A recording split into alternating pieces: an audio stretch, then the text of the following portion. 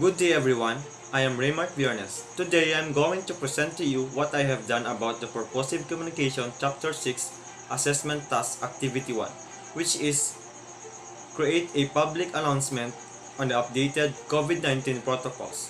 So I chose lecture for my presentation. So let us start.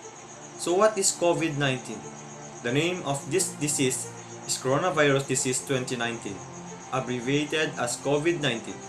In COVID-19, CO stands for Corona, V for virus, and D for disease. Formerly, this disease was referred to as 2019 coronavirus or 2019 nCoV.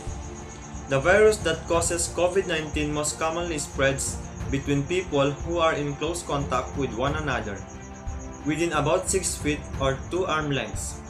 It spreads through respiratory droplets or small particles, such as those in aerosols produced when an infected person coughs, sneezes, sings, talks, or breathes.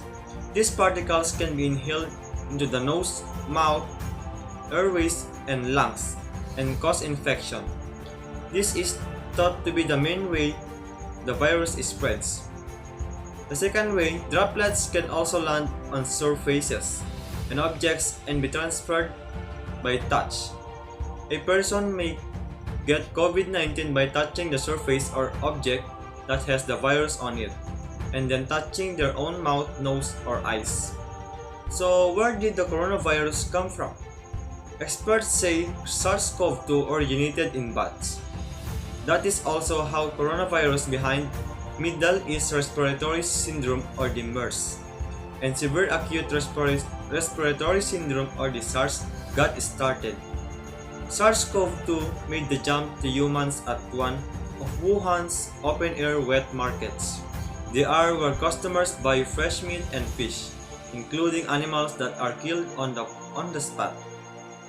Some wet markets sell wild or banned species like cobras, wild boars, and raccoon dogs. Crowded conditions can let viruses from different animals swap genes. Sometimes the virus changes so much it can start to infect and spread among people. Still, the Wuhan market didn't sell bats at the time of the outbreak. That is why early suspicion also fell on pangolins, also called scaly anteaters, which are sold illegally in some markets in China. Some coronaviruses that infect pangolins are similar to SARS-CoV-2. As SARS-CoV-2 spread both inside and outside China, it infected people who have had no direct contact with animals. That meant the virus is transmitted from one human to another. It is now spreading in the US and around the globe, meaning that people are unwittingly catching and passing on the coronavirus. This growing worldwide transmission is what is now a pandemic. So, what does the COVID-19 brings into our lives? The coronavirus affects all aspects of society and all dimensions of sustainable development. This paradigm shift exposes systemic interconnectedness for everyone to see and that break boundaries, sectoral, institutional, and or even national, much like climate change. This pandemic brings an immediate, direct, and personal sense of urgency to everyone. The COVID-19 pandemic is an unprecedented health crisis of global scale. Since early 2020, it has put tremendous strain on healthcare systems, disrupted economies, and halted large parts of social life in many countries around the world. Pandemics don't discriminate. Everyone can be affected regardless of class, race, or nationality. However, healthcare and experience of being isolated or sick is right now dependent on location, wealth, protections, and in some cases, age. The pandemic has sparked new waves of racism, xenophobia, and isolationism. This new reality will push for the creation of new forms of social protection, but also an expectation for a stronger public sector. The longer the pandemic continues, new ways of operating will emerge, ultimately influencing the use of public buildings and spaces libraries, universities, and schools. While the digital uptake in our region is already high, with many public services increasingly provided online, the pandemic will accelerate the speed at which digital transformation and not only optimization of our societies take place. That is why we need to follow the COVID-19 protocols so as not to aggravate the trials and tribulations we face as a result of this pandemic. So what is protocol? Protocols are the official procedure or system of rules governing affairs or of state or diplomatic occasions. So these are the COVID-19 protocols. Don't touch your face. Those droplets then land on or are breathed in by other people. That is the most common way the virus can spread.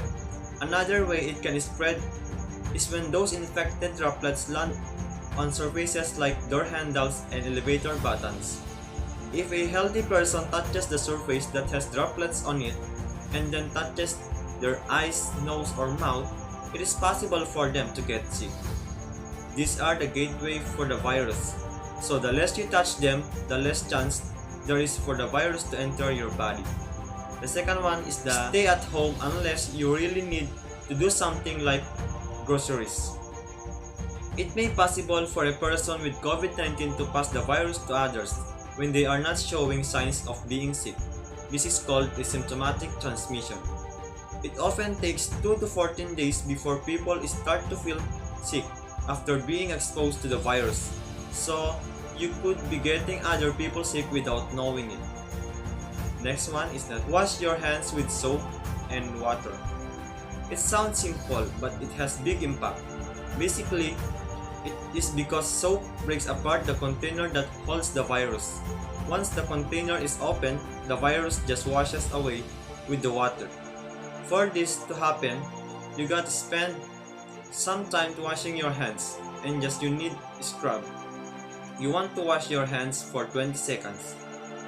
If you are not around soap and water, use hand sanitizer that is at least 60% alcohol. Make sure to rub in until it is dry. Next one is that keep social distancing.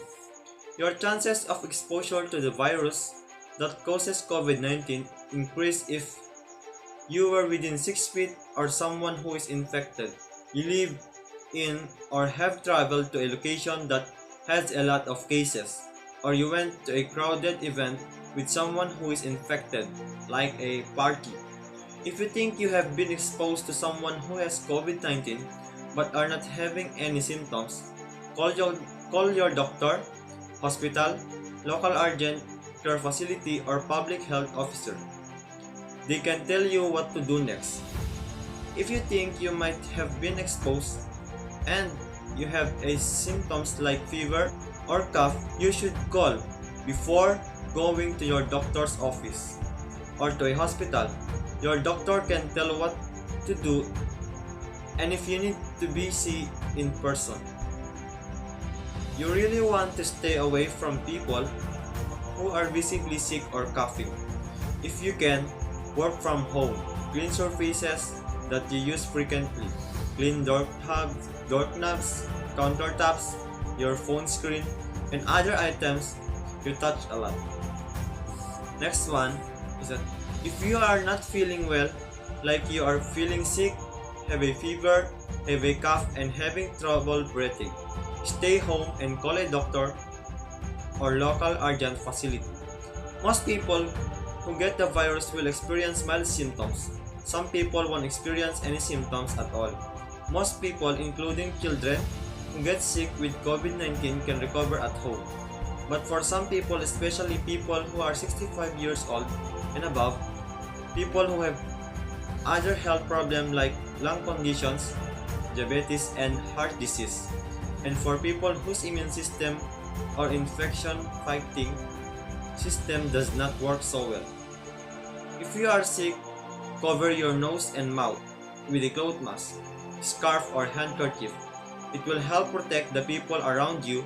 It is important to know that currently there is no proven treatment for COVID-19, but doctors can help support your breathing and make you as comfortable as possible. Most people will not need to stay in the hospital and will be able to make a complete recovery at home. So that would be all. Good day. Thank you.